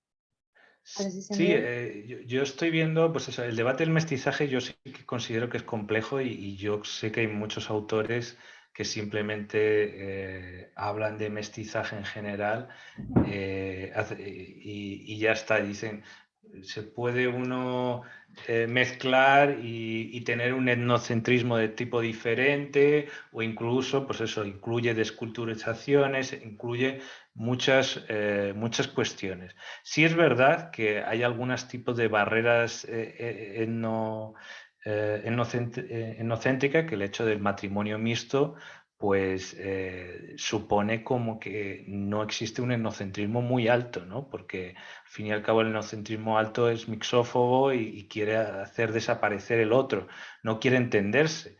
Aunque es cierto que dentro del mestizaje hay jerarquías, uno está por encima que el otro, uno prevalece sobre el otro, pero sí que es verdad que hay intercambio. Yo también en esos debates de mestizaje mucho cuidado, porque claro, no empieza el mestizaje en América, o sea, el mestizaje viene atrás, yo soy un producto del mestizaje de siglos, con árabes, con visigodos, con romanos, con africanos, etcétera, en España, y otros tienen otras vinculaciones, te quiero decir, y los indios, los indígenas vienen de Asia, es decir, que la genealogía es bastante amplia, es la norma, pero es verdad que los fenómenos que se dieron en América en particular, pues hay que estudiarlos, hay que ponerles nombre. Si se quiere poner otro nombre diferente, pues vamos a ponerle otro nombre, pero tampoco negando eso, porque si no acabamos en el otro lado, en el de la mixofobia, es decir, diciendo que el mestizaje es genocidio, esto yo ya lo he visto, incluso en pancartas, y esas cosas. Que en mestizaje también puede haber violaciones, puede haber, pero también hay argumentaciones por el otro lado diciendo que, bueno, el comportamiento de ciertas tribus en cuanto a hospitalidad de foráneos, en cuanto a erótica del poder, en cuanto a que una minoría viene y se asienta y se crea matrimonios, como los musulmanes que llegaron aquí a la península, pues también establecieron ese tipo de enlaces, pues es algo general de la historia de la humanidad. Entonces, pues bueno, en su complejidad es algo muy complejo, pero tiene una versión positiva, el mestizaje, como ha dicho Ángel. Si hay No sé alguno si... que ha pedido la palabra, creo que Luis Cuevas, me parece. Sí. Sí. No sé si hay alguien más, es que no lo veo muy bien. Sí, aquí estoy. Un saludo, Ángel, ¿cómo estás? Saludos a los organizadores y mis felicitaciones a Pablo por ponernos digamos, alterarnos un poco en torno a lo que significa este debate cultural sobre lo que define, en cierto modo, las identidades, y en la obra de Gilberto Freire, el problema, ¿no? O sea, latente, ¿no? Un problema que sigue estando en América Latina, nos está marcando constantemente. Pareciera como si el archivo que nos constituye culturalmente, un archivo diverso de paso, estuviese muy digamos, cargado de debates. Y entre esos, y a lo que me quiero referir ya puntualmente, es el tema del el mestizaje, o también en algún momento el barroquismo, es decir, como formas, categorías que intentan designar una realidad concreta, ¿no? Es decir, pero sobre esa realidad concreta se montan discursos que además se van estratificando y se vuelven inconmensurables entre sí. Es decir, por ejemplo, el concepto de mestizaje es muy ligado sobre todo a la intelectualidad latinoamericana de los años 20 y 30 del siglo XX. Es clave para poder entender una problemática fundamental. Me refiero específicamente a Vasconcelos, por ejemplo, en México, a Mariano Picón Salas, entre Venezuela, Chile y México, pero que publica uno de estos librazos que se llama De la Conquista a la Independencia, cuyo subtítulo es Historia Cultural. Si por primera vez en un libro en 1940 aparece eso. Hay todos unos sustratos que luego reaparecen hoy y reaparecen, yo siempre digo, de las estridencias y las modas, ¿no? Es decir, el problema de cómo categorizar ahora sí la identidad del latinoamericano, y todo un debate que además tiene otra fase, ¿no? Y una fase que yo recomendaría que trabajáramos, sobre todo para construir puentes entre uno y otro discurso disciplinario, que es el de la crítica literaria. En la crítica literaria, sobre todo en Ángel Rama, en Antonio Cornejo Polar, hay un gran debate sobre el tema del mestizaje. Y también aparece otro debate donde aparecen envueltos Nelly Richards y García Canclini, ¿no? Sobre el tema de cómo catalogar estas identidades mixtas, estas identidades complejas, estos intercambios culturales y la apropiación cultural. Y pongo dos ejemplos ya que Ángel tocó el ejemplo mexicano, pues yo soy venezolano, pero aquí en México, y entonces me refiero sobre todo a un ejemplo bien interesante, que es el de la la iglesia de la Virgen de Guadalupe Tonatzintla, no sé si han tenido la oportunidad de visitarla, en Cholula, y es una iglesia llena, es una expresión de un barroco indígena que implica una apropiación, y si la pueden rastrear, búsquenla, Santa María Tonatzintla. Y ahí toda la iglesia por dentro está totalmente llena, no hay pared donde no haya un rostro en alto relieve. Es decir, está llena de caritas multicolores, y allí pues se ve una esencia de esto, ¿no? O digamos una manifestación cultural del problema. La otra está en un santuario, también en México, donde aparece, por ejemplo, imágenes que las trabaja muy bien Serge Grusinski, que tiene un trabajo sobre el pensamiento mestizo, y allí aparece también otra problemática interesante, ¿no? Es decir, las apropiaciones que hay sobre las mitologías occidentales, en este caso grecolatinas, y en un célebre ensayo que está allí que se llama el centauro, ¿no? La centauresa, y habla un poco de cómo las manos indígenas se apropian de ese relato y lo retransforman bajo la figura incluso de sus propias pinturas murales.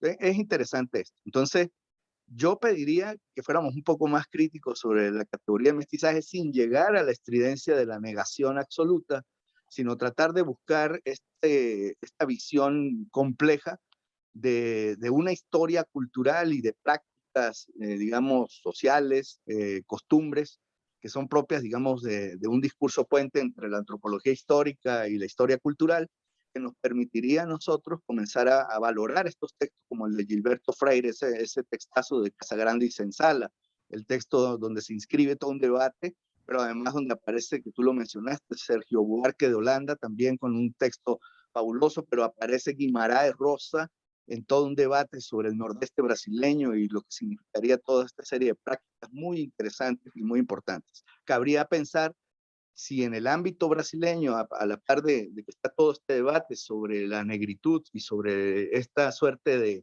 sociedades de intercambio al interior de las haciendas, de las facendas, y el problema del indio, ¿no? Cómo aparece allí, porque a veces pareciera que el indio termina siendo como un tercero excluido, olvidado, y hay un debate muy fuerte sobre la identidad de la negritud en el Brasil. Entonces uno siempre echa de menos la bibliografía sobre los indios, ¿no? Pero bueno, lo interesante en tu tesis, Pablo, es que nos has puesto a pensar y que realmente creo que nos pone en un debate profundo. Por cierto, que por allí les enviaré a través de Manjarres un texto de mi maestro Alberto Rodríguez Carucci sobre la retórica del mestizaje, que también es interesante, que se incorpore como parte de nuestras reflexiones y lecturas. Muchas gracias, Pablo. Gracias, Ángel. Sí. Bien. Sí, yo simplemente diría que el término que usa Freire y que intenta promover es el de interpenetración de culturas, que es muy parecido al de transculturación. Mestizaje, por así decirlo, es un término como más usado, ¿no? En general, ¿no? Yo incluso he utilizado en mi tesis sobre mixofilia y mixofobia, que bueno, hay varios autores que lo utilizan por tener de referencia, y debo decir que el tema del mestizaje también es perfectamente posible abordar también Europa desde esa categoría, es decir, y en particular la península ibérica y los problemas de identidad que hay aquí para ahora incorporar, por ejemplo, la historia de la andaluza, la historia de la península ibérica y de todo eso, es decir, y que si ahora hablamos más de América, pero vosotros también podéis aportar muchas cosas, los americanos, a los problemas de identidad que aquí son tan graves como los de allí. Que se puede poner, disculpa un momento, ya que lo mencionaste, se pone en contacto con las tesis de Fernando Ortiz, es decir, cuando empieza a hablar del fenómeno de la transculturación también como elemento fundamental en la comprensión de culturas negras en el Caribe. Bien. Sí, son de la misma escuela y forman parte de la misma generación, donde desde el relativismo cultural de Boas hacen generalizaciones, interpretaciones nacionales, ¿no? También está Manuel Gamio, ¿no? Dentro de esa generación, ¿no? Que empiezan a hacer ensayos de interpretación nacional, con esa base del relativismo cultural, moderado, no así ultra, pero inclusivo, ¿no? Y que hoy en día, claro, es bastante insuficiente y que se puede profundizar mucho más. Y evidentemente la crítica al concepto de mestizaje yo creo que es importante para diseccionar las partes que valen, las partes que no valen, hacer como subconceptos dentro de ese universo, ¿no? Y qué es eurocentrismo, qué no es, etcétera. Muy bien, más intervenciones. Yo no estoy viendo... Aquí yo quisiera participar, don Ángel. Sí tengo la mano desde hace rato, pero es complicado que la vean. Vale. Perdón, no estoy viendo las manos, no se ve, en mi computadora no salen, así que no salen las manos. Entonces, bueno, si alguien la ha levantado, pues que hable y ya está. Sí, no te preocupes. Bueno, evidentemente que las posiciones que se han vertido, no solamente de Pablo, sino de Ángel, pues son muy polémicas, porque, bueno, evidentemente las visiones que se construyen tienen que ver con sus propias historias y sus propias identidades y su propio desarrollo al interior de un país. Y claro que desde España, por ejemplo, o desde otros países de Latinoamérica que sufrieron lo que a lo mejor llaman intercambio cultural, pero que para muchos otros no fue más que un proceso de conquista violento y un proceso de conquista que no solamente fue sobre el interés económico, sino también sobre la espiritualidad religiosa. Pero bueno, más allá de estas visiones,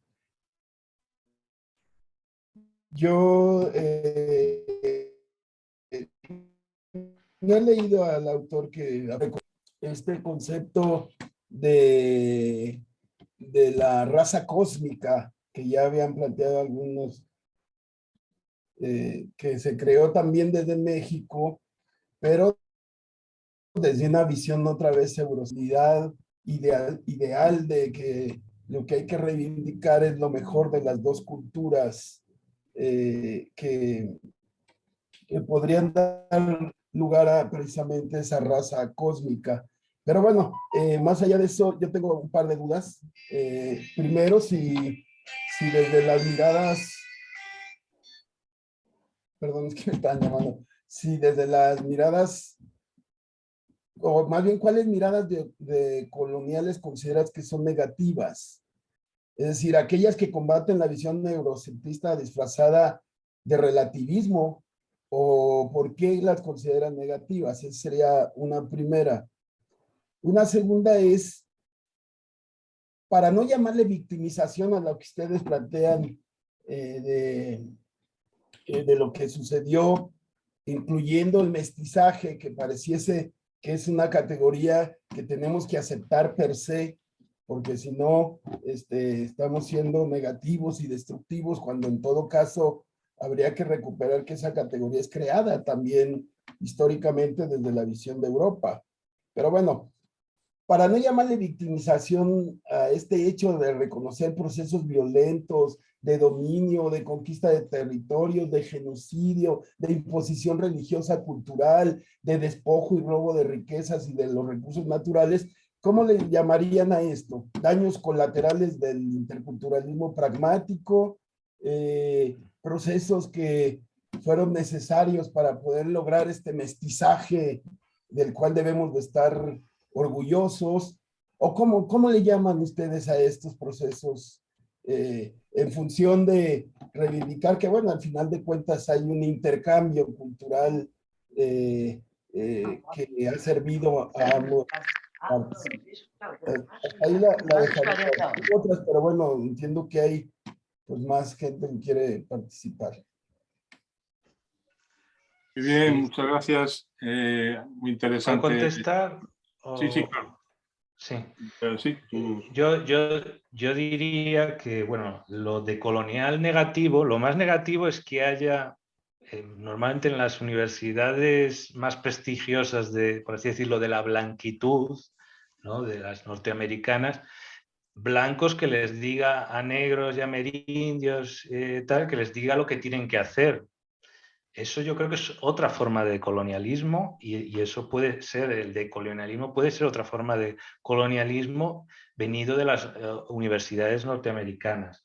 Puede ser. También nos podéis acusar a nosotros de que también el interculturalismo puede ser otra forma de colonización. También es posible esas hipótesis. Creo que serían las más negativas. Las positivas del decolonialismo es algo, un pensamiento original de la propia región, de la propia área cultural natural. Cada uno tendrá su espacio.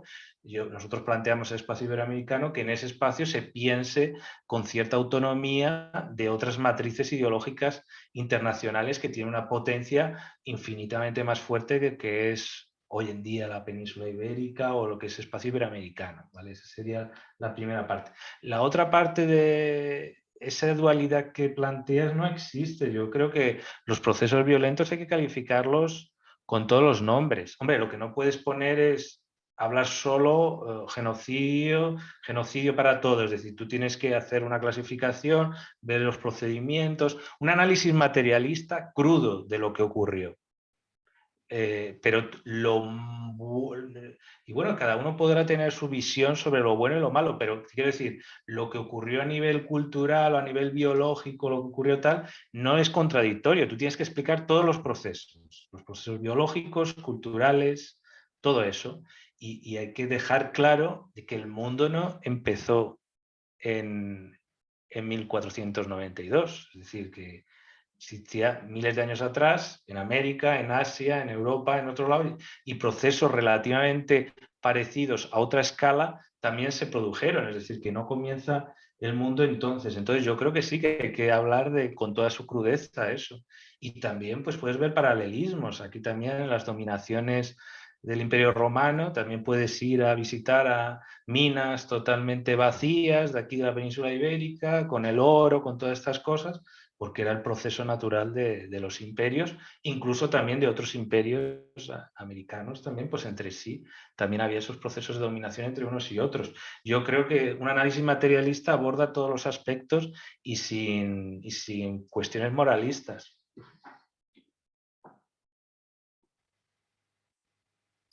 Más intervenciones, por favor, hablar porque yo no veo las manos. Bueno, yo soy Pablo. Había pedido el turno y quisiera compartir un poco una reflexión a lo que de lo que he podido escuchar y captar de la brillante exposición de Pablo. Enhorabuena, Pablo. Hablar de estos temas hoy por hoy es muy delicado y bastante delicado, diría yo. Sobre todo si es que estos discursos de identidad, de etnicidad, son llevados cuando los estudiosos o investigadores se parcializan.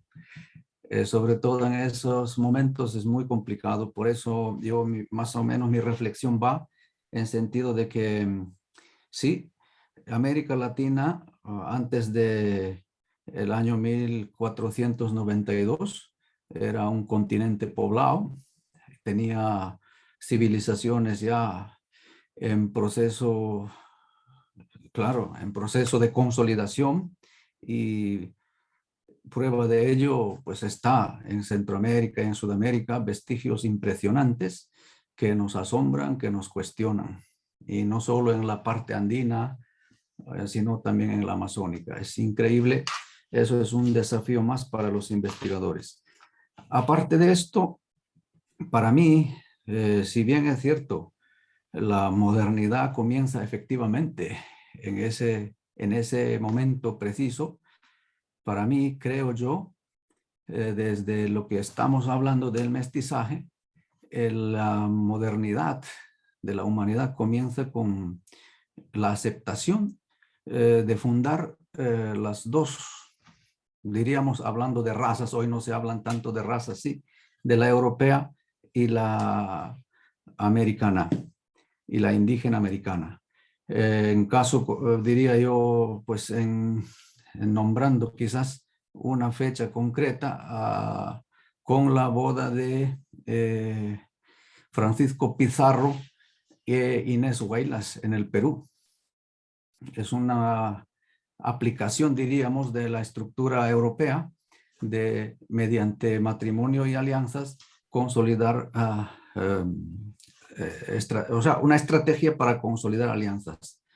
En este sentido, pues hay que tomar en cuenta que el mundo hispano va tratando a los americanos, yo no me gusta, sufro un poco de decir, no quiero llamarlos indios porque no lo son, ¿no? O sea, prefiero llamarlos los americanos, mediante el matrimonio, un lazo muy importante, y de hecho, vestigio de esta alianza podemos todavía ver nosotros aquí en España, en Extremadura, en Trujillo de Extremadura, la casa de doña Francisca Pizarro, que fue la hija de Francisco Pizarro. Y esto es un detalle, un ejemplo histórico, y esto pues se ha dado a lo largo de los 3 siglos que estuvo casi España en América Latina. Sí, yo comparto plenamente la preocupación que he estado siguiendo ahí los comentarios en el chat y la postura de Ángel, del doctor Ángel.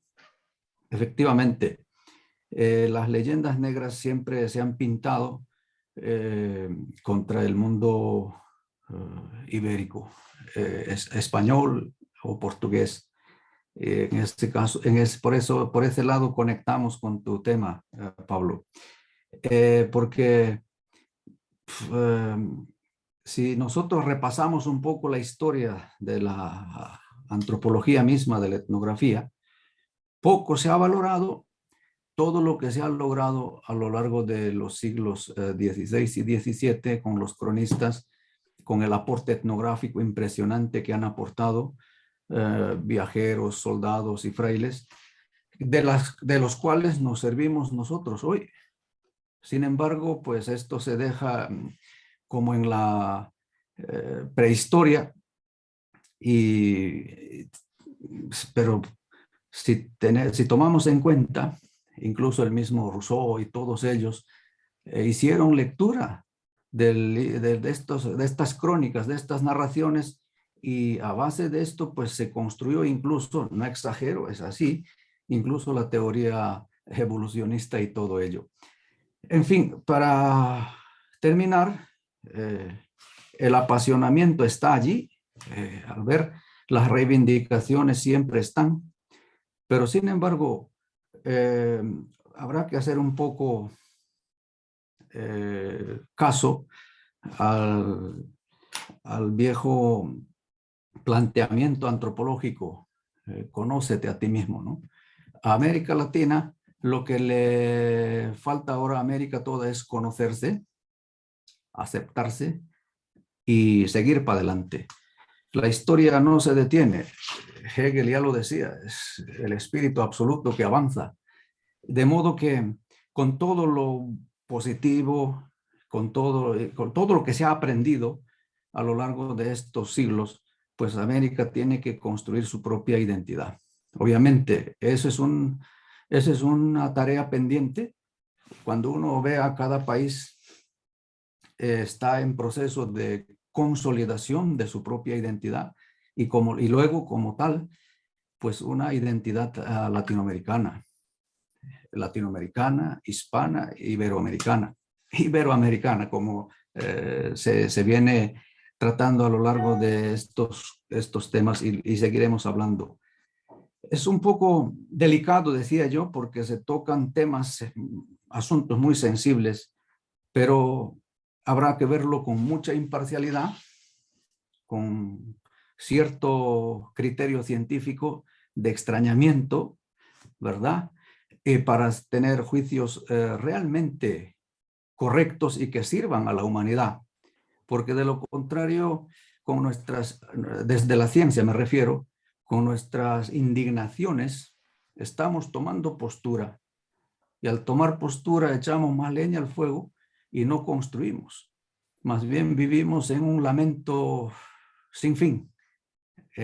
Bueno, enhorabuena, Pablo, y eso es lo que quería comentar y compartir con todos vosotros. Muchas gracias. Me pasan el orden de peticiones. Estaría Alejandro Arecillas, después Wilkins Samot, Ana Amelia y Hortensia Rodríguez. Yo creo que ya con estas intervenciones nos vamos a ir a mucho tiempo. O sea que, bueno, entonces, según esto, Alejandro Arecillas sería el siguiente. Ya había participado, pero nada más perdón. ahorita se plantea, Pero bueno, pero puedes decir algo más. Sí que la ciencia no es neutral, cuidadete con esa idea de que la ciencia se opone a la emoción y se opone a visiones que no son comprobables científicamente o no son desde el positivismo lógico y desde el cientificismo válidas. O sea, no basta con decir que se hace ciencia para decir que no se tiene una postura. Cualquiera haga ciencia o no, tiene una postura. Y habla también desde las emociones, y habla desde su historia, desde su identidad, y habla desde su corazón. Y ese es un problema que ahora hay, que precisamente el pensamiento complejo también recupera esas visiones y no nada más el modelo cientificista del siglo XIX. muy bien, queda claro eso, es muy interesante. Entonces, tocaría ahora a Wilkins Samot.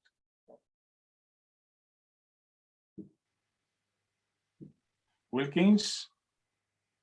Bueno, si no entra Wilkins, Ana Amelia me parece que ha pedido también. Sí, hola, buenas tardes. Ana Soy Aurelia. Ana Aurelia. Ana, Gracias. es que me lo pasan por su WhatsApp. Bueno, no pasa nada.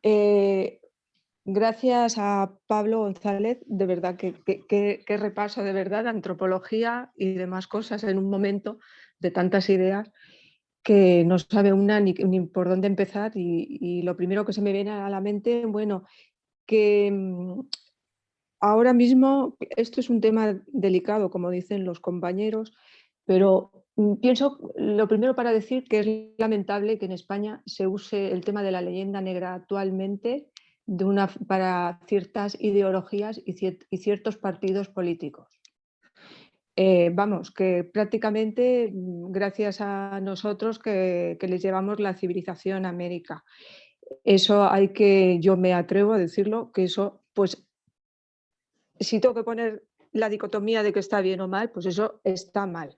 Que se use y que se venga ahora utilizando últimamente ese discurso. Yo esto lo veo, es que Pablo, claro, como has hablado de tantas cosas, de religión y de todo, yo lo veo como un tema de conciliación y de reconciliación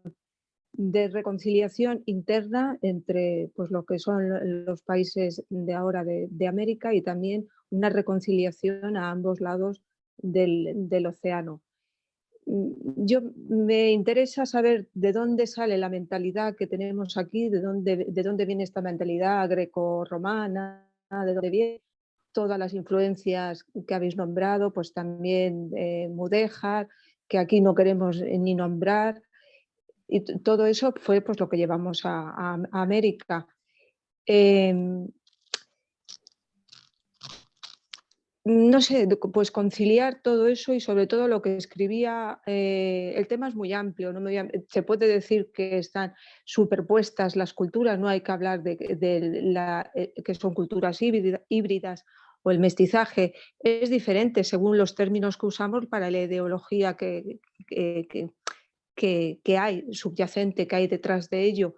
Pero bueno, es que el tema es tan amplio. Yo creo que lo principal es eso de hablar de conciliación y de reconciliación.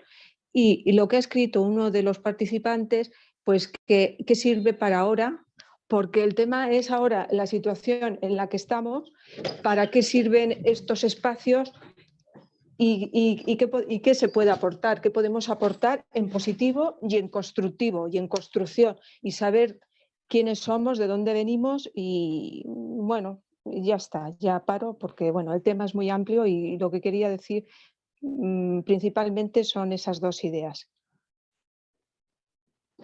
Gracias. Muy bien, muchas gracias. Entonces, Aurelia, perdón, Aurelia Cebrián. Hortensia Rodríguez. Hola, Rodríguez, sí, es correcto. Vale. Hola, ¿qué tal? Buenas tardes. Pues antes que nada, la lectura me invita a revisarla porque son varios términos que se utilizan y bueno, pues creo que para la mejor comprensión de la lectura de Gilberto Frey es más que nada echar una mirada hacia el mismo. Sin embargo, dentro de su planteamiento que hizo Pablo González, me pareció que la forma en cómo lo está abordando, si bien tiene ciertos matices de verdad, yo considero que en este momento no es tan decir que cultura es más relevante que otra o ese sentimiento de colonización. Creo que en este contexto lo que debemos revalorar más que nada es un sincretismo cultural en la que tanto esta aportación de una colonia hacia, que bien aportan, también es bien cierto que dentro de todo este contexto de una civilización como es América Latina, pues es fundamental. Y no se podría hablar de una cultura contemporánea si no es justamente la suma de estas dos culturas. Hay un sentimiento, sí, porque, bueno, pues la colonización nunca ha sido buena, nunca ha sido sana para ningún pueblo. Hay un sentimiento subsumido ahí, no hay ciertos códigos que finalmente no se subsanan rápidamente. Pues siempre existe ese sentimiento del pasado, me quitaste, me robaste, la cultura, mi cultura era mejor que la que tú nos traes.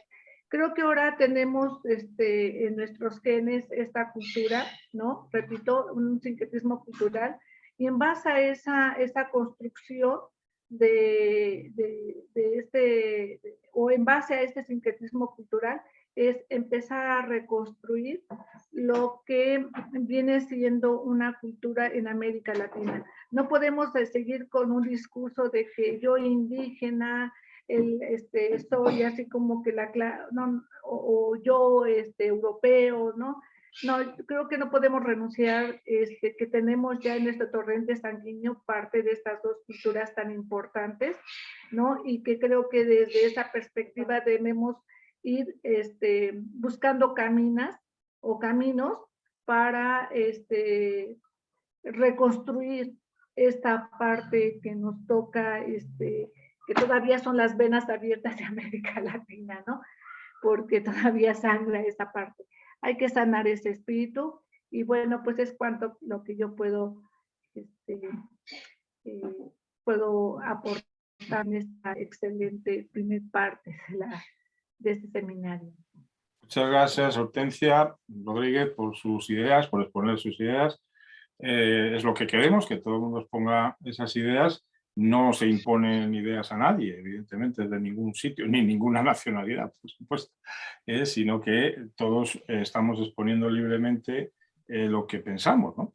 Y de ahí puede salir a lo mejor un diálogo fructífero. Es verdad que estos temas son muy emocionales y es complicado a veces el ponerse de acuerdo. Tampoco es cuestión de ponerse de acuerdo, sino el poder al menos hablar de estas cosas conjuntamente. Eso yo creo que ya es algo importantísimo. Ya después eso de ponerse de acuerdo es muy complicado, ¿no?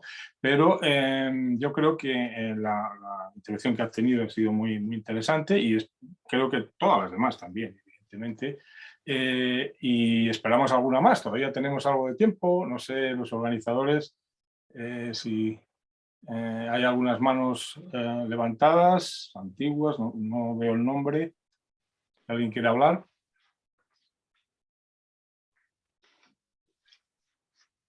Bien, si ya no hay más intención de participaciones, muchísimas gracias a todos y por expresar las ideas.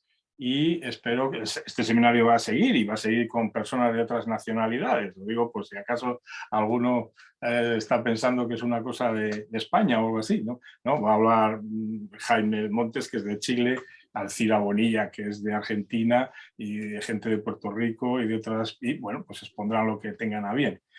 Por lo tanto, os animo a seguir el seminario en otros días con temas, creo que van a ser igual o más interesantes. Muchas gracias a todos.